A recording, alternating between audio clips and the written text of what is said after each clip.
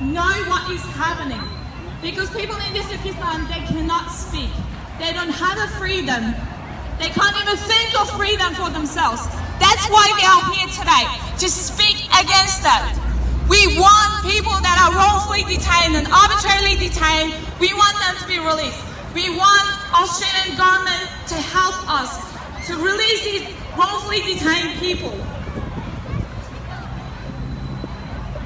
The message that Uyghurs in Australia would like to convey to the Australian government and public through this demonstration is that the oppression of the concentration camp is profoundly inhuman, and the lives of the Uyghurs are getting lost in every second in every eyes of the world.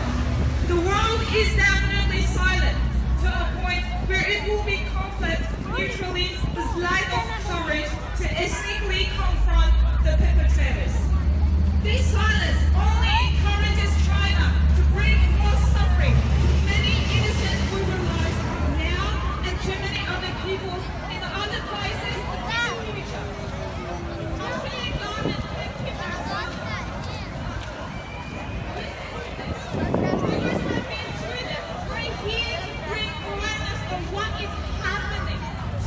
because we do not wish the second home we made in Australia will become our first home.